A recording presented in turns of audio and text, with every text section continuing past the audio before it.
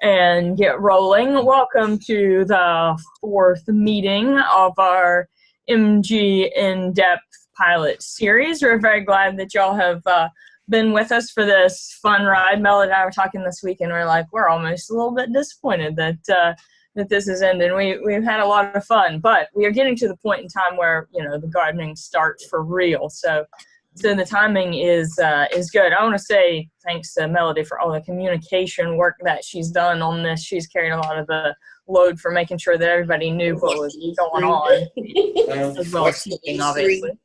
So today we are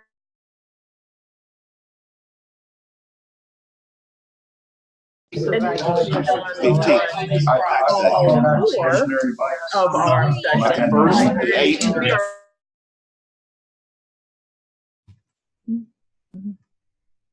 With our little quiz activity. So I've got the numbers up there that everybody can jump in. We've got a few pictures of common tomato diseases and things like that for everybody to get acquainted with, and then you'll probably see some of those pictures and ideas again as we go through the course of the session.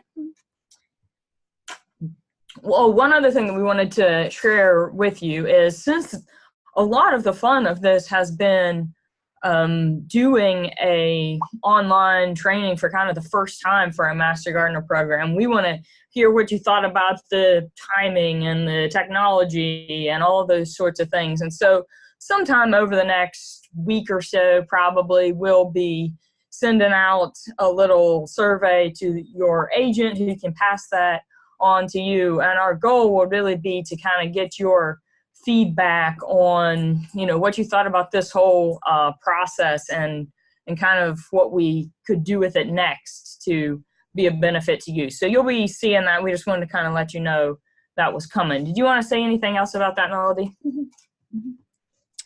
No, but we really do appreciate the input and the feedback, because we want to continue to grow these programs in the future. So make sure when you get that link, just take a few minutes and fill that out. It helps guide the program. Yeah. All right. So I'm going to go ahead and push start and let folks move into this little activity. So we'll take a couple minutes and then we will jump right into the presentation.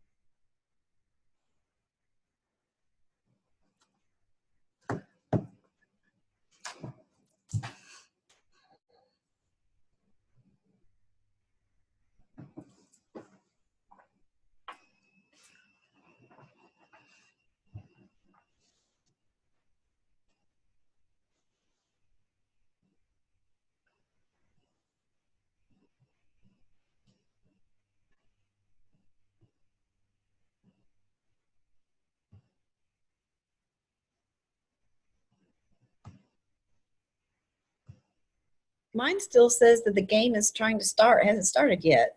That's weird. It's not going. Because we've got... I know people are playing, and I'm like, what? Yeah. We've got about 26 folks playing. Huh. It says waiting for game. Oh, finally. There's loaded.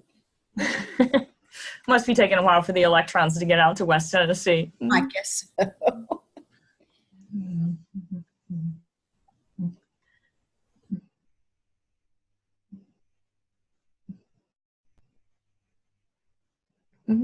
All right, while everybody's finishing up, I'm going to go ahead and get started with loading up the presentation.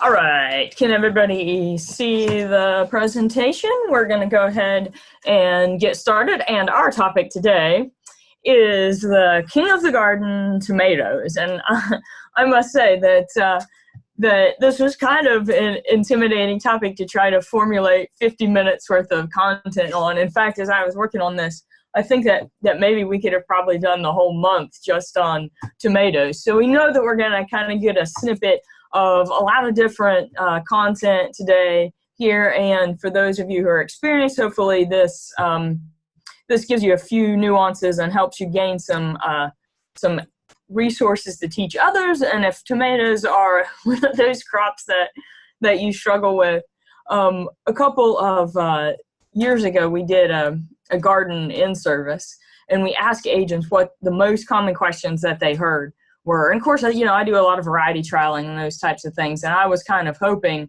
that what we would hear would be things like, people want to know what cultivars to plant. Of course, that's true. Folks get questions like that. But the feedback that we got from agents was the most common question that comes into the extension office is, what is wrong with my tomatoes, right?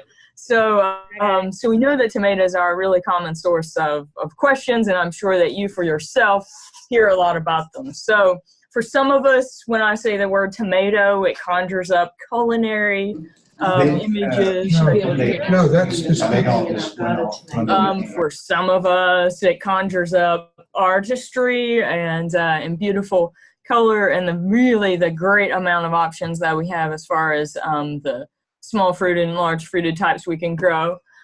For some of us, it brings us back to summers and very warm kitchens and lots of tomato squishing. For some of us here in the South, it conjures up beautiful fried imagery. I got to treat my brother and sister-in-law to fried green tomatoes for the first time this past weekend. So, there's opening up a whole new world for them. For me, tomatoes look very much like this. And so all of us kind of come at it with our own unique perspective. But from the psychology to the physiology, we as gardeners are pretty heavily invested into our tomatoes.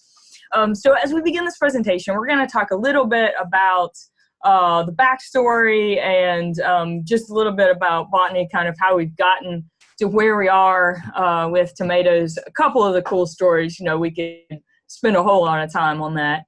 A little bit about selection, because I think that some of the challenges that people run into a lot are trying to grow tomatoes that maybe aren't as well suited to their growing system or to the time that they have to invest. We'll spend as much time as we can on some of the common questions that come up as far as planting, training, and managing tomatoes, and then we'll end the presentation, as we have with most of these, talking about some of the most common diseases that we see. And unlike, being able to pick out 3 or 4 common problems that we've done with some of the other crops, there's only like 15 common problems that we see with tomatoes. So this certainly could be its topic in and of itself. But that's kind of the way that we'll lay out our discussion, and we're going to start with a little bit of the history of tomatoes. So how did we get tomatoes to our table? They most likely came from dry coastal regions of Ecuador and Peru. Of course, historically, we're not talking about this giant 2-pound beefsteak fruit. Tomatoes probably started out much, much smaller than what we eat them as now. And they were probably in Europe by the mid-1500s. One of the cool things about tomatoes here in the United States and their adoption is that the northern growers were very slow to adopt these. And while, in the early 1800s, they were still arguing about whether tomatoes were poisonous in the Northeast, southern gardeners, South Carolina, Charleston, probably an early center with lots of tomato production, had been growing them and eating them successfully, since the mid-1700s. So Southerners way ahead of the game when it came to the adoption of tomatoes. And there's lots and lots of lore that may or may not be completely true when it comes to tomatoes. They've been known as love apples, which probably had something to do with being confused with mandrakes far back in the past. Golden apples, because some of the first ones that came to Europe were actually yellow and not red tomatoes, because of their being placed, of course, in the Solanaceae family. There have been lots of stories about people who thought they were poisonous. These are just a few of my favorite quotes when it comes to the adoption of tomatoes. In the 1820s, this is a Pennsylvania farmer who thought that nobody would ever be induced to taste that sour trash a second time. Suffice it to say, his soluble solid levels probably went real high. In Maine, they were called doubtful, right? Needing so much improvement. Rothwater Emerson, who we know as quite the eloquent writer from the Northeast in the 19th century, said that the taste is very much an acquired one, right? He was a little bit more tactful, but apparently his opinion was much the same. Even renowned naturalists who looked at them very appreciably for their artistic value and their sunny colors, Muir described them as very disappointing to taste. So it's funny to see that what we think of as likely a garden staple, right, as recently as 150 years ago, was looked down pretty heavily upon by gardeners in much of the country. But this really started to change in the mid to late 1800s because this rather full of himself tomato breeder from Ohio actually bred the first I had to unmute myself there. Actually bred the first perfectly round tomato and introduced it to the public in 1870. And so this guy's name was A.W. Livingston. He was in Ohio, and he had his own seed company. And so this is one of my favorite things about gardening and vegetable production because it intertwines so much with history. A.W. Livingston actually wrote a memoir about his efforts called Livingston and the Tomato. And he details in the third person how he went through all of this breeding. And so it is not a very entertaining read, but it is a cool story to think about breeding taking place in the mid to late 1850s when we didn't even know, right, about genetics, about the genome. And so he was really a pioneer in using whole plants as a way to select tomatoes. The other very ironic thing is that the breeding advancement that really got tomato accepted into wide production across the United States was breeding a uniform, smooth tomato, right? Which is completely what people are trying to get away from right now. So we can kind of see the interesting way that the pendulum swings back and forth when it comes to, what target we're trying to hit with breeding efforts.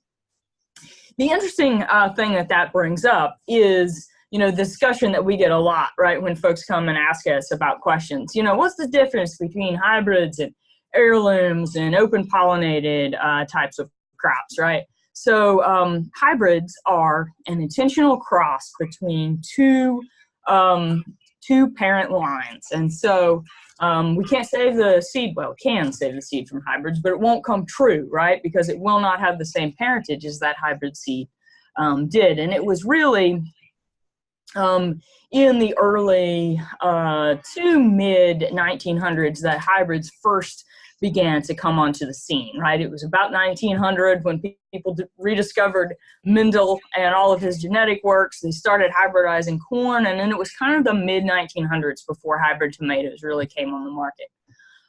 Open pollinated just means that they will come true to type. And so there's no particular parent crosses. You can save the seed from open pollinated. Heirloom is just kind of a small slice. It's just a more picky description of open pollinated. And oftentimes what we mean by heirloom is something that's been in cultivation for at least 50 years. So there's kind of a time frame on that. There are family heirlooms, right? There are commercial heirlooms. There's lots of differences, but heirlooms are just a type of open pollinated, right? So all heirlooms are open pollinated, but not all open pollinated are heirlooms because there are still some folks who are breeding newer open pollinated types. Green zebra would be an example of an open pollinated crop that's not an heirloom. And when we think about the way that tomato has changed, a lot of it took place in 1949 when the Burpee Seed Company introduced the big boy tomato for the first time. And as some of the, big figures in horticulture have explained it, it's kind of like the V8 was to the automobile industry, or the microchip was to the computer or the technology industry. Big boy absolutely changed the game as a productive, disease-resistant, indeterminate tomato that, 68, 9 years after its introduction, we are still growing in our gardens. So it's a pretty cool testament to how much one cultivar can change what we do. There's also stories about how one cultivar can, change entire countries' perceptions. And the story that goes with this is that in 1994, the first genetically modified organism that became familiar to the public was introduced, and it was called the flavor saver tomato. And so the whole premise behind the flavor saver was that the enzyme that breaks down the cell wall and makes fruit have a softer texture as it ripens was slowed down or was stopped, right? And so this fruit ripened as far as color and all those factors, but it retained its firmness. So it was all about shipping. And if you go back, I don't have time today, but you really should, go on YouTube and search for flavor saver tomato, and you'll find these hilarious clips from primetime, news. You'll see Connie Chung on CBS News talking in glowing terms about how excited people are about GMO tomatoes. It's just a really interesting glimpse back in, time when people were just starting to learn about these new scientific advances. It turned out flavor saver didn't really taste all that great, and then people started getting some backlash. The Europeans got upset about it.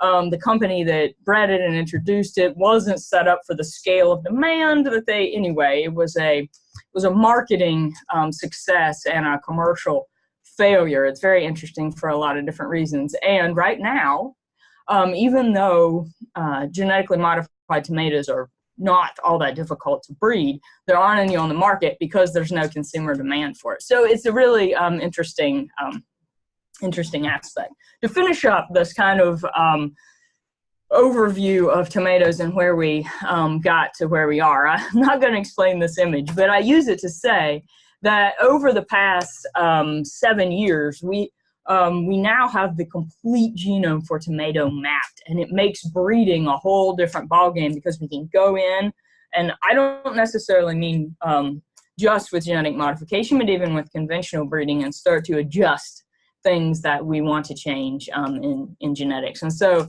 as a prominent tomato breeder explains, right now really where we're at is trying to make sure that as eaters, our perspective gets back into this breeding process, while we still recognize that, we need to be able to ship them a little bit, right? We need to be able to pick them without cracking and all of those types of things. So as we move forward, I am optimistic that there will be something for everybody in the future of tomato breeding. So let's get down to the practical elements. When we are talking for ourselves or trying to help others select the tomatoes that will work best in their garden, how will we ever choose, right?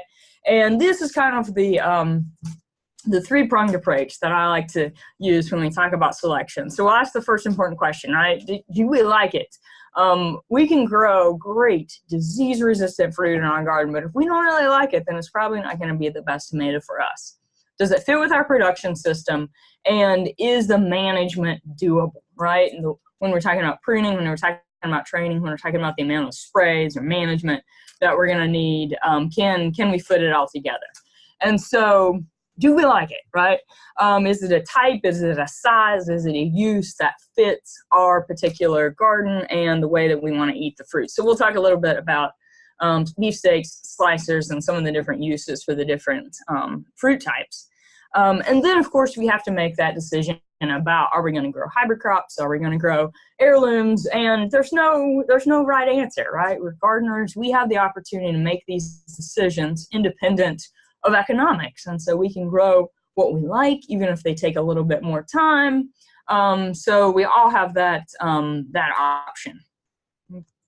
One of the most popular, of course, fruit on the market are the large fruited beefsteaks, and I've grown them right up to a couple of pounds in trials. Now they tend to be one of the later ripening fruits. The longer a fruit stays on the vine, the more chance we have of loss, and also the more fruit we have on each individual plant, the higher load that is going to be, and so the more sugars and all that they're going to need out of the plant. Sometimes, because of that fact, we'll actually try to reduce the fruit load a little bit on our beefsteaks so that we get fewer but higher quality fruit, as opposed to a lot of smaller to mid-sized fruit. Beefsteaks largely being different from our classic slicers in the fact that slicers are round and smooth. Beefsteaks being a little bit larger, a little bit squatter, and they tend to have more locules inside the fruit than do our standard slicers. And of course, the beefsteaks are going to be larger, as many of our mid-sized slicers might only be 5 to 8 ounces in size. Huge number of choices, right? From the multicolored fruit to the purple fruit. And Cherokee Purple is always one of my favorite ones to talk about, because there's some cool crop genetics involved, but also a great history. And so also we'll send this link when we send out the information. But what makes Cherokee Purple purple is the fact that during fruit ripening, all of those green pigments, right, which are, chlorophylls, break down and lycopene increases, right? So that's the green to red transition. But there's actually a gene in this Cherokee Purple that as lycopene increases, not all of that chlorophyll breaks down. And so we have the fruit turning red while still also having some green pigments there. And it's that combination of the green and the red that turn these fruit chocolate to purple, right? So there are no purple pigments. It's all that combination of red and of green. And the cool story about Cherokee Purple is very much linked to Tennessee, right? Because way back in 1990, when heirlooms were something that not a lot of people were talking about, a gardener from Sevierville sent a packet of seeds to one of the early adopters of heirloom technology, who was selling a lot to Seed Savers Exchange and some of the early folks who were dealing heirloom seed. His name was Craig LaHoyer. And from that one envelope of seeds that got mailed to this hobby tomato breeder in North Carolina, the Cherokee Purple tomato got released onto the market. And it has been, a wave really that has led a lot of the interest in heirlooms. So it's a pretty cool story. It may actually not so much have ever been grown by the Cherokee Indians. There's some interesting genetics about that. But there's no denying the fact that Tennessee has had a huge hand in pushing the heirloom movement forward because of that one gardener down in Sevierville. So, of course, we have beefsteaks, we have great slicer tomatoes, lots and lots of choices there. And then we move into the smaller type tomatoes, lots of cherries, lots of grapes, and huge abundance in the number of fruit that they produce. One of the favorites being Sun Gold, and these tend to have oftentimes a higher soluble solids content, right? So a really high sugar content. Sometimes that can be coupled with a little bit lower acid level, which can make these taste like candy under the right conditions. We also have opportunities in some of our newer introductions as far as cherry and grape tomatoes to have more human health compounds. This is actually a high lycopene tomato. Good production in one of the most disease-resistant kind of large fruited cherry tomatoes. These ones right here in the front basket are Mountain Magic, and they're very prolific in disease-resistant Campari, or larger size cherry tomato. Then, of course, we have paste tomatoes, which are primarily used for canning because they have a higher meaty interior, smaller seeds, and smaller interior loculal cavities. So they're really a good canning tomato. So do we like it? Will it fit, right? And then this comes to the whole indeterminate versus determinate question. And the big difference between those two types is the determinants have a main growing point that will eventually terminate in a bloom. Indeterminates have that main growing point that just continues to produce stems, leaves, and flowers, because tomato in its native environment is actually a perennial. So those are kind of the technical differences. The practical differences are that determinate plants are going to be shorter. Staking, caging are going to be helpful, but they're probably not going to be as completely essential as they will be for indeterminates, which we're going to have to manage in a different way because they're so much taller and more prolific in their continued production of leaf and fruit tissue. And then this element of management comes in. And we're going to talk later in the presentation about watering and fertilization. But some of the big differences to keep in mind are that whether you choose an heirloom or a hybrid, that can impact harvesting intervals, right? This is one of the hardest things for me in my trials is I try to get good data on heirlooms, but they're so hard to trial together with hybrids because they crack more easily, and I need to pick those things 4 times a week where I could get by with a couple times a week on my hybrids. So you kind of need to think some of those management aspects through.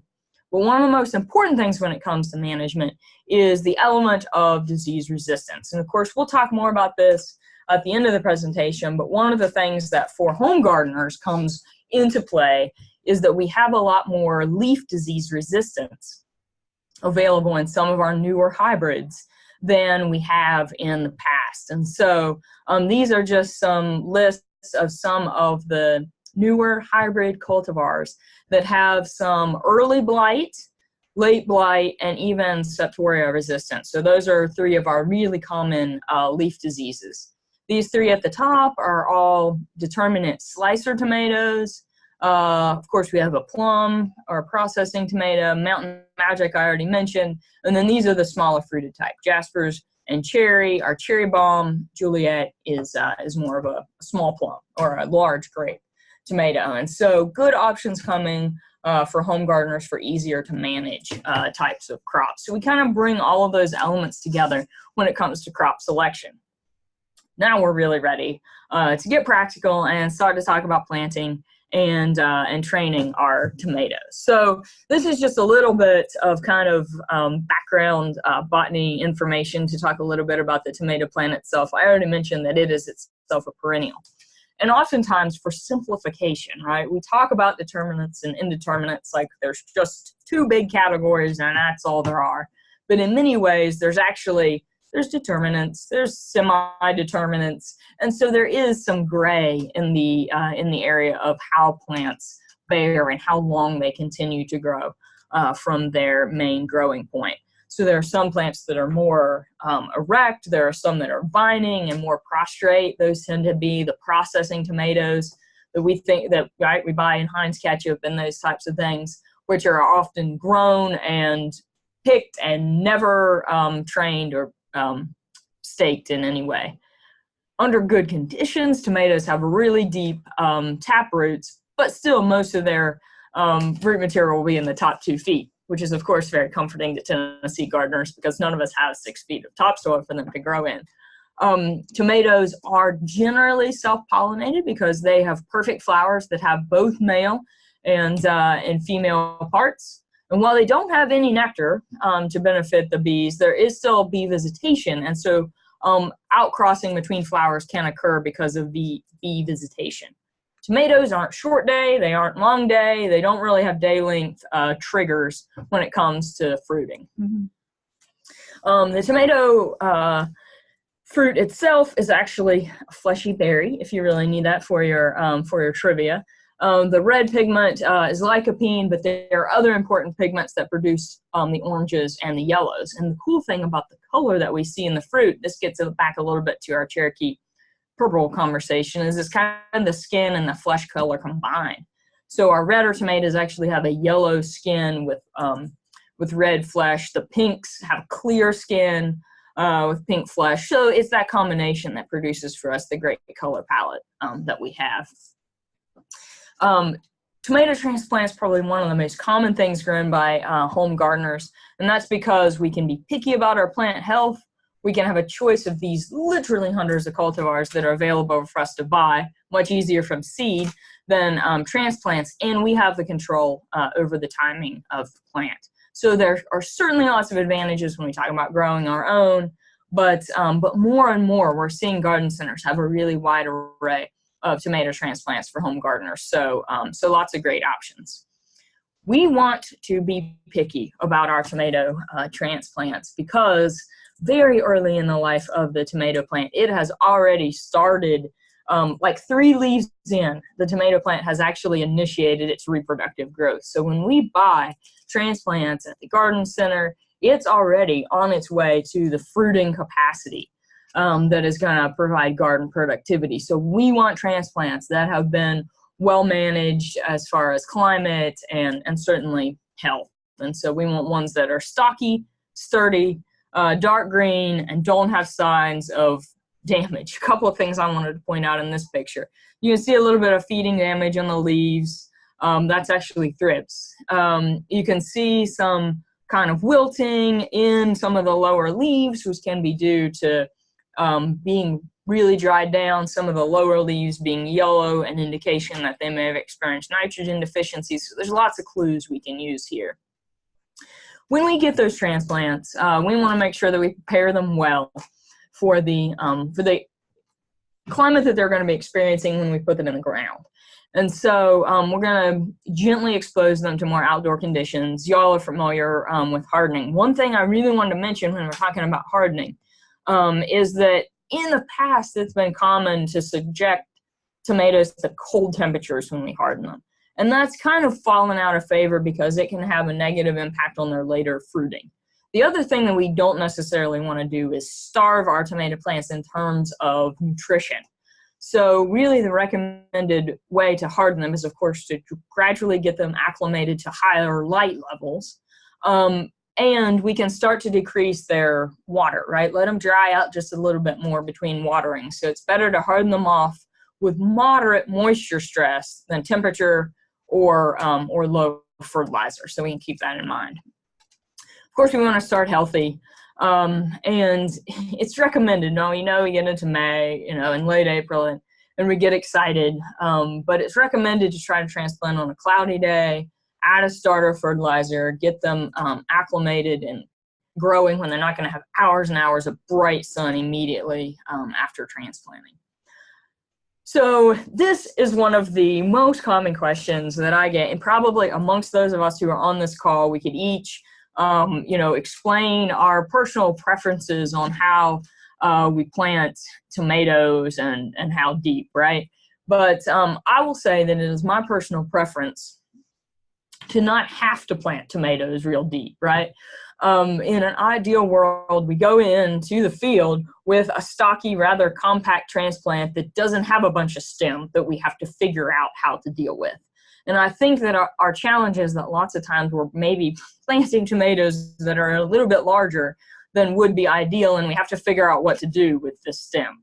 So my preference would be to go in with a smaller transplant and plant it just a little bit deeper than the root ball that it's originally growing in, and let it get started growing from there. If we have a lot of stem that we need to figure out how to deal with, we can either go ahead and set up our vertical structure, or we can go ahead and let that stem root and produce some adventitious roots. The hesitation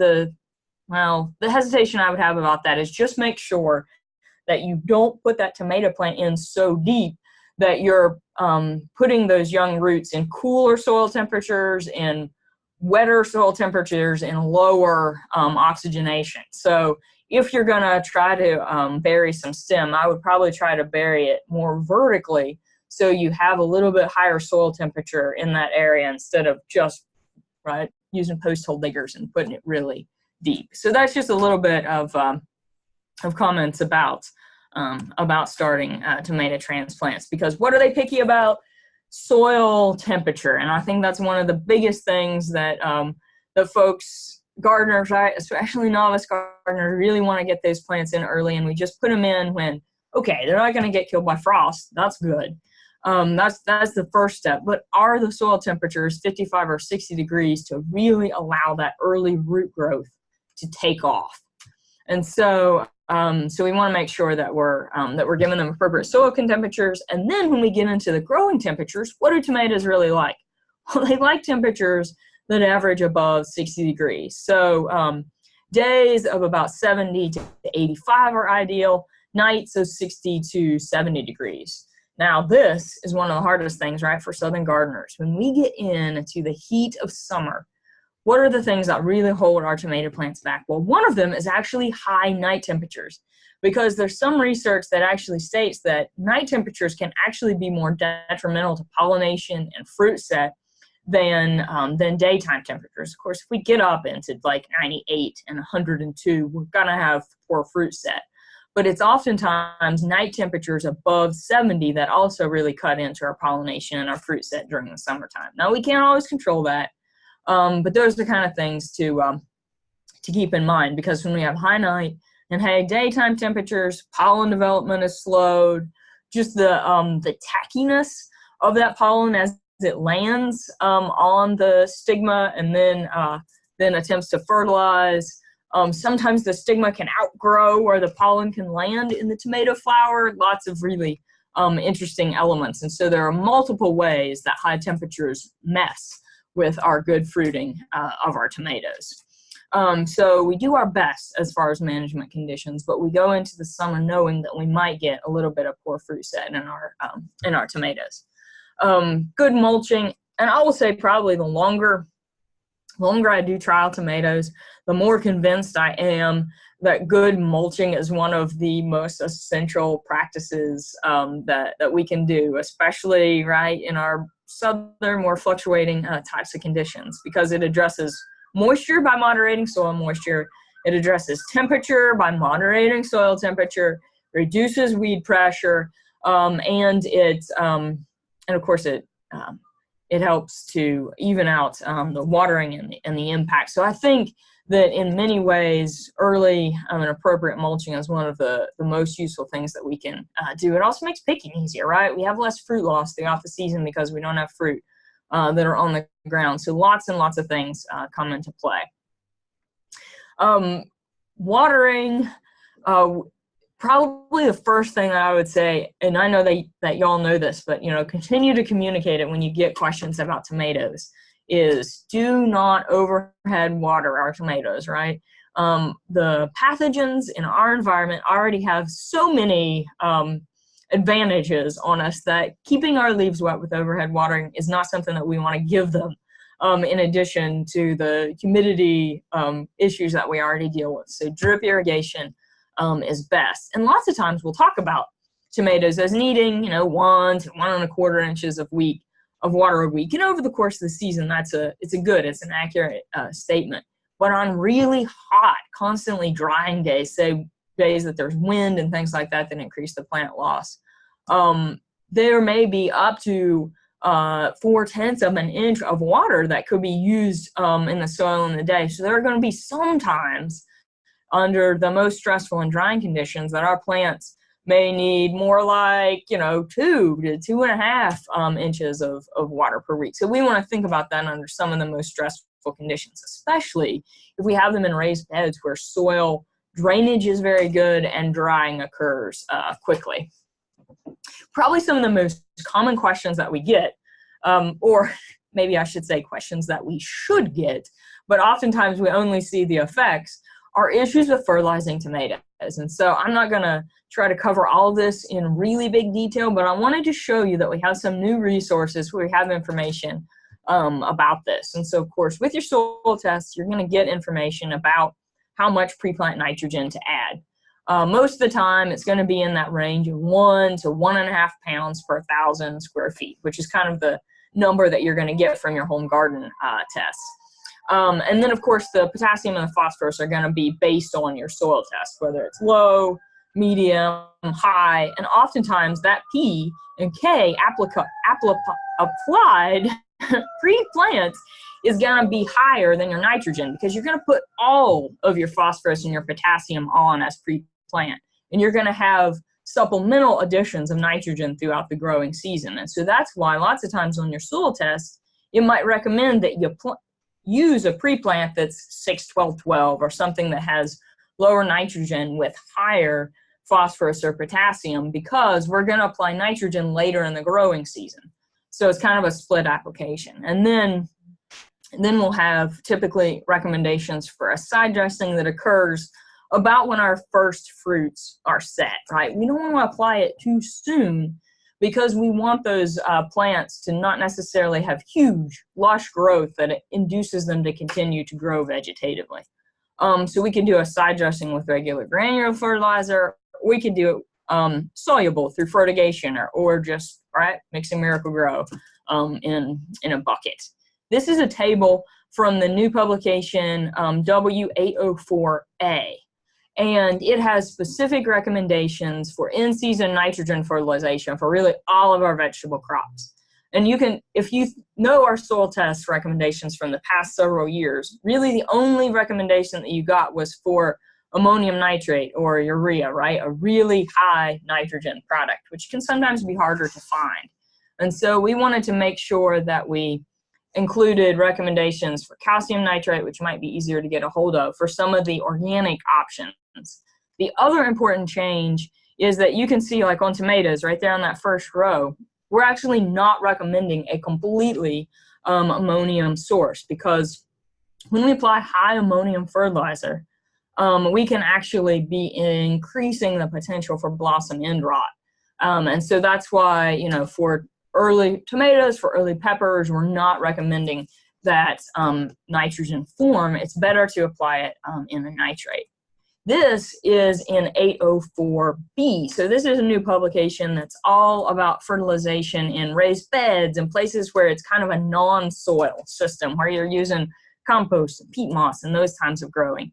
And because those are mostly smaller scale, it's much easier to use a soluble fertilizer. And so these are recommendations that would also be appropriate for containers.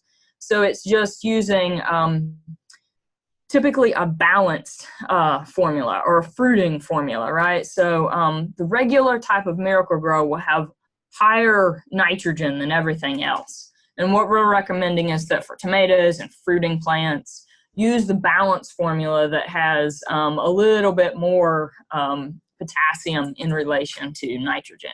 So these are all available and for your use. Here's just a little bit of information in terms of nitrogen fertilization for crops. We're looking at color, right? Stem thickness, elongation in that stem. And I think that lots of times some of the issues with fruiting that we see, especially when we're talking about raised beds and container tomatoes, are due to high or low nitrogen, right? So low nitrogen is just low productivity in the plant. We don't have the vigor to really grow the leaf material that's going to help to support that fruit load. High nitrogen is going to be more about having lots of lush growth and poor fruit set. And also in our containers, we want to pay attention, in our raised beds as well, that we might get more bloom drop because of water stress and those types of things. So we want to pay close attention. All right. So we talked about how deep to plant. One of the common questions that we get. The other most common question that we probably get about growing tomatoes is, what do I prune off, right? What's the difference between determinate and indeterminate pruning techniques? And we could, of course, talk for an hour about this, but we'll try to keep this pretty straightforward, right? So when we're talking about pruning, what are we really talking about? We're talking about removing the lateral shoots on the main growing stem. And so with determinate tomatoes, usually we'll only remove those lateral shoots or suckers up to one sucker below the first flowering cluster, right? Because if we remove right up to the flowering cluster, we're really creating stress on that plant. It can cause leaf curling and stunting over the plant. So we want to leave one lateral shoot below that first flowering cluster. Here's the other interesting thing about determinate tomatoes. most of the time they're only going to have 2 or 3 flowering clusters on that main growing stem, right? So a lot of our fruit production is going to be from fruit that are produced on those lateral shoots. So the more side shoots we take off, the fewer fruit we have on those determinate plants. Indeterminate tomatoes, we have a range of options, from putting them in a cage and pretty much growing them like a determinate tomato, or managing them essentially on one single stem. So I've just got a few pictures that I'll show you, and I've also got kind of a new handout that I was working on about that. We'll send it with some of these materials so that you have some background information. A couple general notes, and some of these are actually a little bit counterintuitive, but pruning on those lower lateral stems does tend to lead to earlier fruiting. And this might necessarily be a little bit backwards from what we would initially think, but unpruned plants tend to continue to invest more energy in their leaves and stems, and so they can bear a little bit later. But when they start bearing, right, they get a lot of leaves and stems and additional fruit clusters, so they tend to have more but smaller fruit. And so removing a few of those lateral shoots early in the growing process can help us get to bearing faster on our plants. And we know this, we've experienced it in our tomatoes, but oftentimes, right, the more fruit that are set, it could increase the total yield, but we might have lower fruit size. Now, I'm a physiology geek, and I could go on about that for an hour. But when it comes to really practical elements in our garden, we also have to keep in mind that a lot of our pruning also has to do with plant health and management, right? We can get all geeky and we can talk about, well, you know, my fruit size is impacted by such and such and such and such, but removing a few leaves can help airflow through the plant canopy. It can make it easier to pick, and so there are lots of positive things that pruning can do for us, right? It can slow down disease spread from those lower leaves and splash from soil. So there's lots of really practical reasons why we do a little bit of pruning that don't necessarily have to do with all those technical elements. So what are our options in pruning? For indeterminate tomatoes, we can stake them to a single stem, right?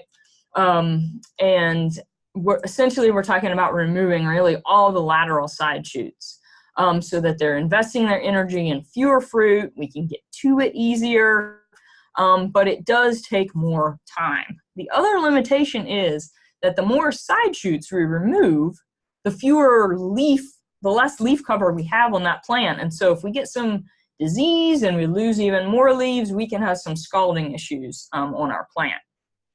Here would be an example of what some of that might look like in the garden, right? You've got one stake per plant, and you go through and try to remove as many lateral shoots as possible. What we're really replicating is the way that greenhouse growers manage indeterminate tomatoes, right? Where every spot that there's a sucker, it is removed, and all we have are fruit that come from that main tomato stem. And we can actually replicate this in the garden, and it helps us get fewer but larger fruit. So this can be an option for some of our heirloom type fruit. Probably the more practical option, especially for growing more tomatoes, is the stake and weave system, when we're essentially creating a basket for that tomato plant. If we use taller stakes, we can do this for indeterminate plants as well. Here's what it looks like, right, for a young plant. I typically use nylon twine, clean, new stakes. It can be pretty cost effective. Twine every 8 to 10 inches, and we just continue to manage those plants. It can work for indeterminates and determinates. What's the most important tool? Some good way to pound those stakes, right? So this is what spring in Tennessee looks like for me. You can drive it with a sledgehammer, but it can be a pretty dangerous protocol. The other option that you have is to use cages, right? So typically reduces the time that you'll spend in pruning. It may delay fruiting a little bit because you'll have a lot more leaf material in there on those indeterminate fruit, but it can reduce sun scald, and it certainly keeps the fruit up off the ground. Don't try to read all the words in this. We'll send it to you, but this is this is what I do when I have like free thinking time in the office. I create flow charts. And so, so this is kind of the options that we have as far as determinate fruit and indeterminate fruit. The main message of this chart being that managing indeterminate tomatoes takes a whole lot more time. And if this all sounds like too much work, maybe you should choose a determinate tomato. We'll include this in the email, and you can decide if this is useful for you. A couple of final comments that I want to make on harvest and storage. So when it comes to tomato flavor, there's lots of things that come into play, right? Sugars, acids, typically increasing as fruit ripens, but also the aroma compounds. And so if we can keep our fruit out of the refrigerator, then it will allow that ripe fruit to keep producing those aroma compounds that are pretty important for us as eaters, right? So 50 to 70 degrees is a pretty good way to pick and store ripe fruit. And that's probably the way that we're going to get the longest window of good flavor out of our tomatoes. We can pick them a little bit earlier, right? Breaker stage is often what we call just starting to color up on the bottom of the fruit. But they may not have as many of those aroma compounds. They will color up, but they may not be quite as flavorful or as fragrant for us as eaters. And what we don't want to do is put them in low storage temperatures after they're picked. So there are lots of ways that management impacts flavor in terms of we want to make sure adequate but not over watering, right? Adequate but not over fertility. Some of the aspects of environment we can't necessarily always help, but cultivar selection is important, and how we harvest and store fruit in our own gardens is completely in our control. So as we come to the last few minutes of the presentation, we're going to kind of roll through some of the biggest issues that we see in tomatoes, and I kind of have them divided up in terms of soil issues, leaf issues, virus issues, and more physiological types of problems. So there are also some great publications. When we send out some of the follow-up information, we'll include, we really have 4 or 5 good tomato disease management pubs. So what are the 3 biggest soil-borne disease issues that we see? Fusarium, verticillium, and southern blight.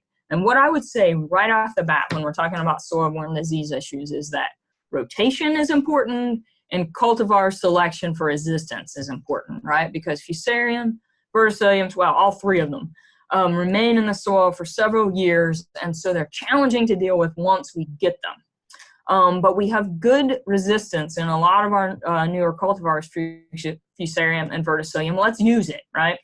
We don't have good resistance for southern blight, and it's one of the most challenging ones for us as gardeners.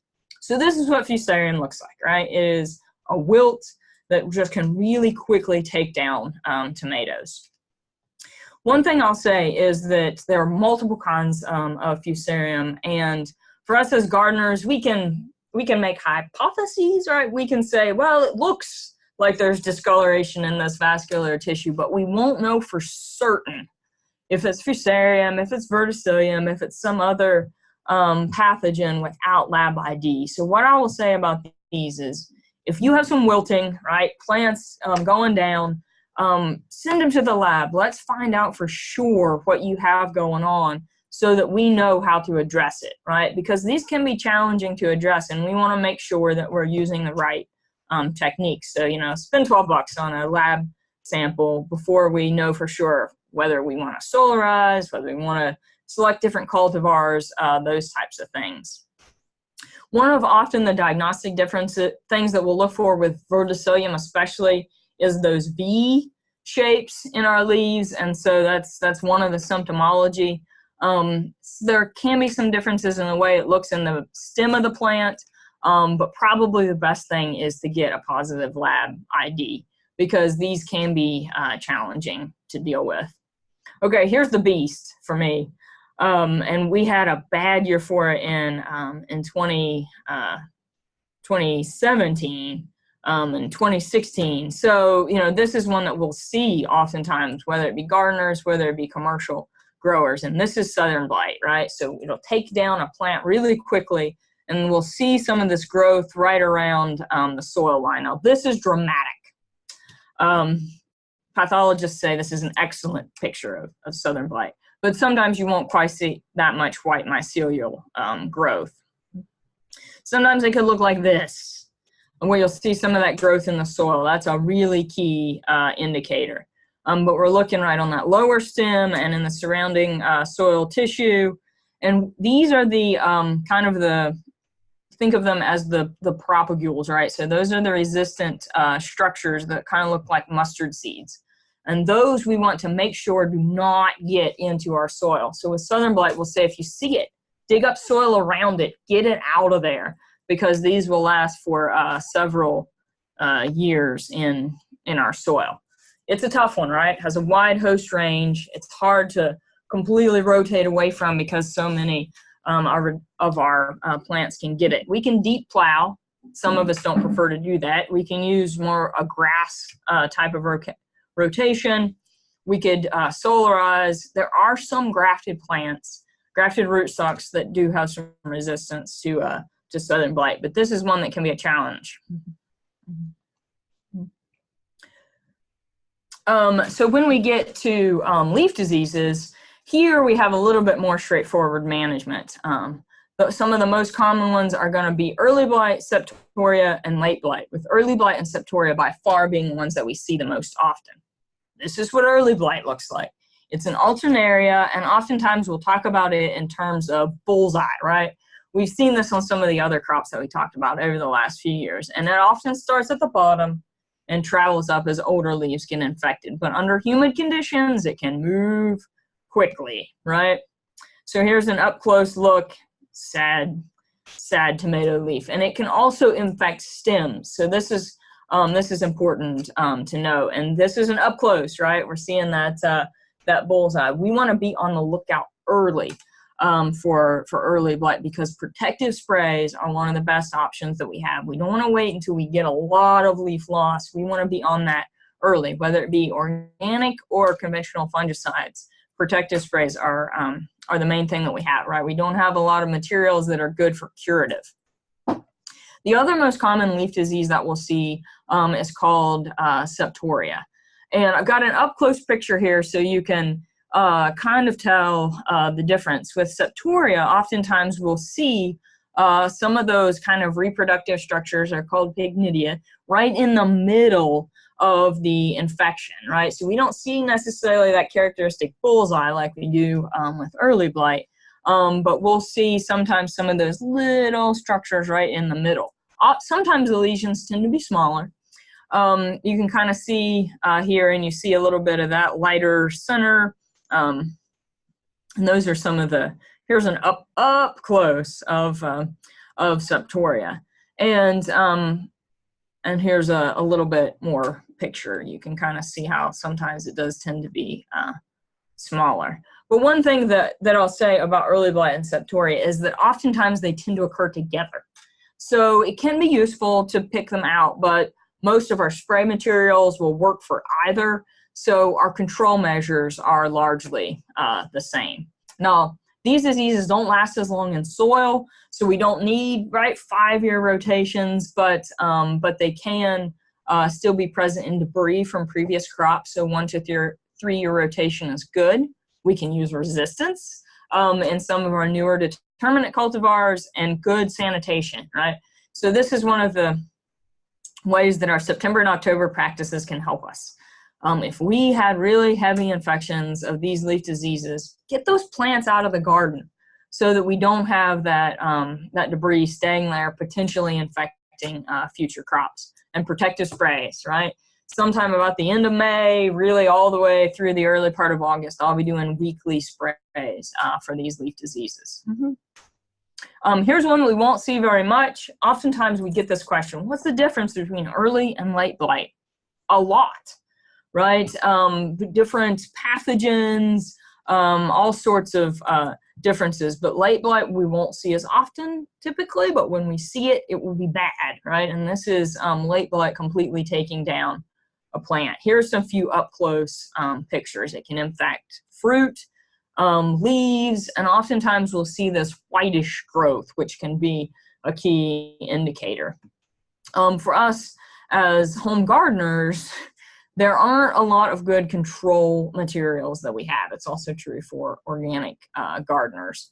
But we can be good sentinels, right? We can be on the lookout, because sometimes in years when there can be dangerous late blight and infection spreading, home gardeners can be early signs, because oftentimes it'll come up on transplants from southern greenhouses and people will buy them, right? A 6-pack at a time.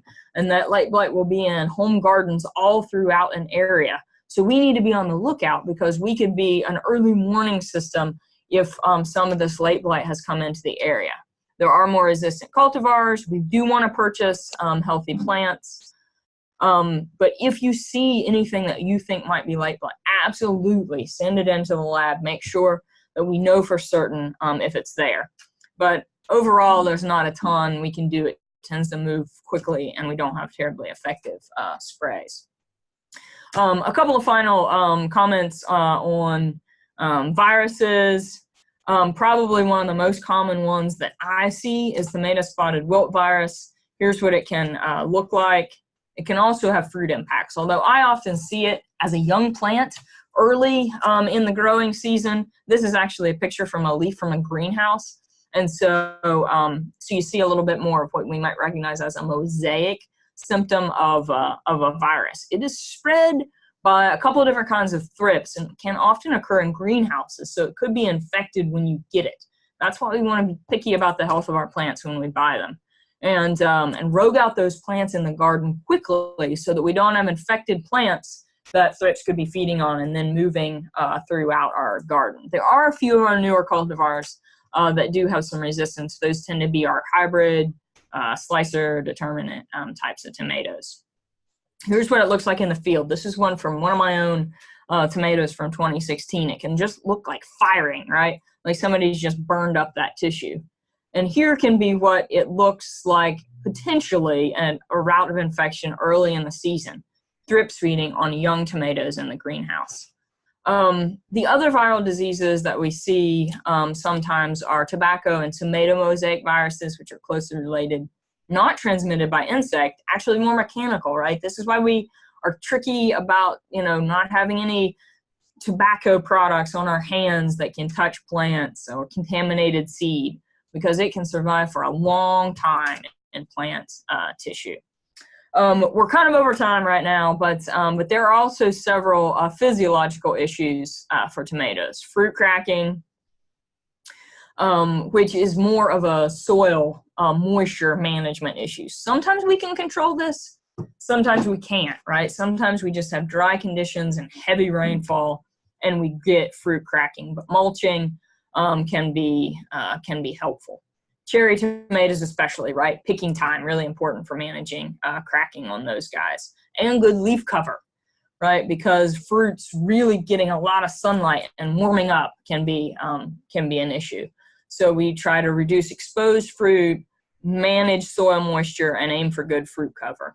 A lot of cat-facing issues can have to do with low temperatures early in the season. It could also be some herbicide damage, and how we manage our plants can come into play there. I wish we had 20 minutes to talk about blossom and drop, because the more you get into it, the more complicated it is, and it really is kind of a stress-related physiological condition.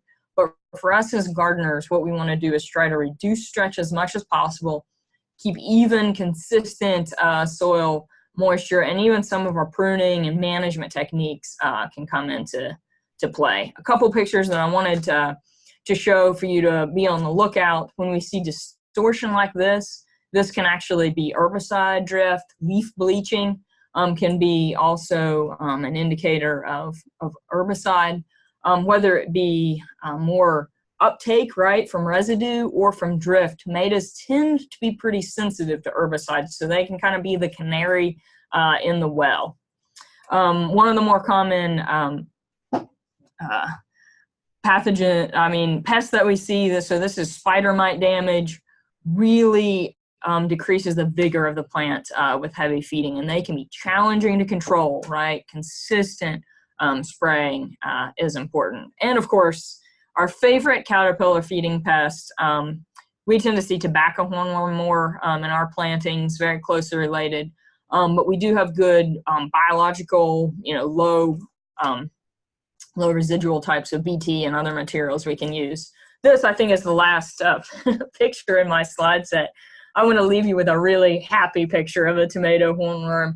This is the joys of BT, right? So this is what great biological materials can do. A few days after feeding, this is a really nice unhealthy tomato hornworm in our tomato planting. So that is a whirlwind tour of tomatoes in the garden. Thank you very much for your time. I'm gonna kind of turn the microphone over to Melody for a second. I'm gonna pull up our end of session quiz, and we can take any questions.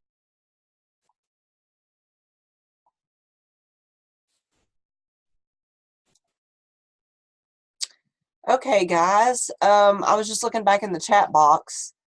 It looked like a lot of you had comments on some different ways to stake and cage tomatoes, which was really cool. So if you haven't looked at that, you may want to look at that for some additional ideas, some pretty cool options there. And yeah, Pam was notating any kind of disease material, pull that out and burn it. Always a good practice. Does anyone else have any questions? We can put those in the chat box, or we can field some questions from here while Natalie gets the quiz back up for us. And again, we're going to be sending all this information to agents. Agents, you should have all the information from the other three ID series already. And again, we'll be sending that evaluation out. So make sure y'all participate in that, as well as Master Gardeners, to help guide the direction of some of our future series. Hey, Melody, I do have a question. Uh-huh. The recording from each of these sessions, where can those be located? Well, first of all, we missed the recording on the vine crops, but the other three are, can we send that link, Natalie, from YouTube to the agents? Yes, Yeah, we we'll definitely send that can. to you. We'll, Okay. we'll get all those together and send, but just no vine crops. I'm going to work on recording that on my own. I just haven't had time to do that yet. Okay. So you'll have that in a couple weeks when I can talk better. Gotcha. Feel better. Mm-hmm. Are you ready, Natalie? Oh Sorry. yeah, I'm sharing, and people are hopping in and beginning right now. I haven't had a chance to look at the chat box. This is definitely a topic that we have so much good, experience and conversations to have.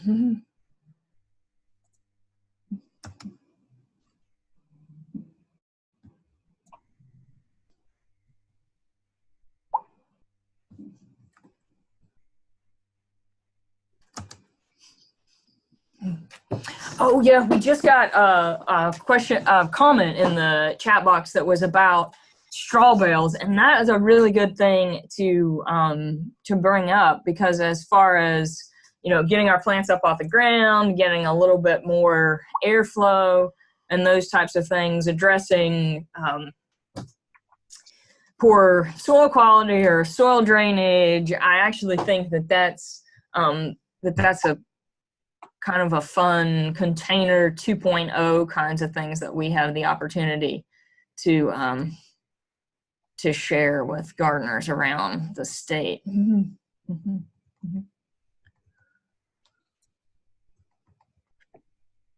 Mm-hmm.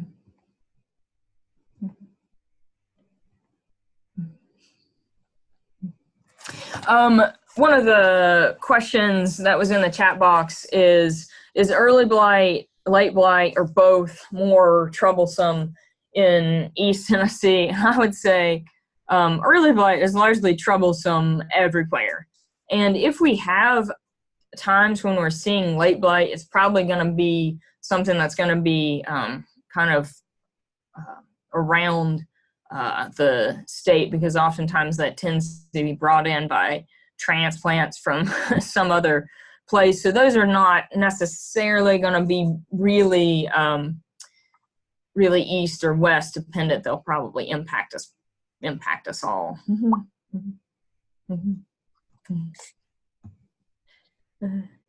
All right, I'm gonna go ahead and start for your very last photo image. Yeah, the pictures, I don't necessarily have the ability to change the size of. You know, we might decide that there's another better way to do this as far as another program. So do your best with the pictures that you have, and we'll continue to increase our in-game activity. But these quizzes have really been helpful. I mean, I want to thank you all for jumping in and playing, because we're really seeing good changes between before and after. So it's cool impacts that we can show from these sessions.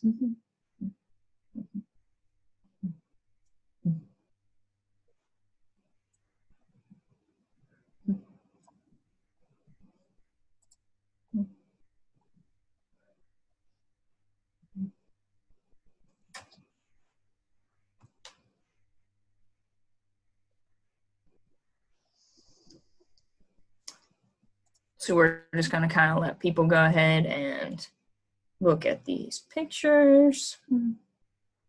Most of them now hopefully look familiar.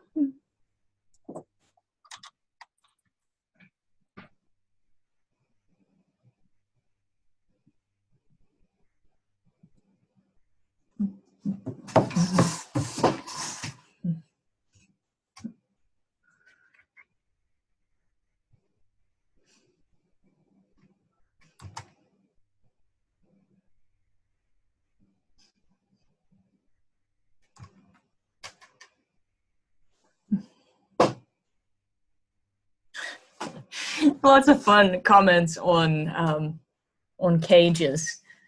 The durability of those cages, pretty important.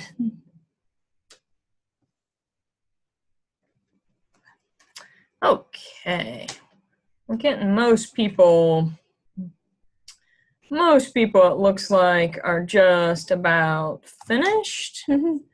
So I'm going to go ahead and move into the questions here so that y'all can get the answers as we kind of close down our visit today. So question number 1, what is pictured here? And this is the one that I don't think I had a picture of in the session, so I didn't do that on purpose. It was kind of an accident.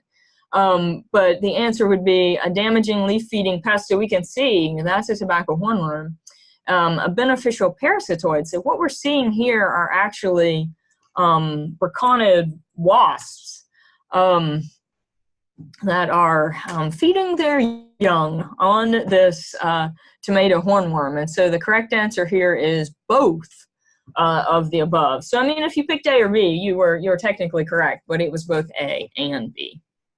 Number 2, all of these descriptions were used by mostly northern tomato growers, right? They called tomatoes sour trash, very much an acquired taste, disappointing.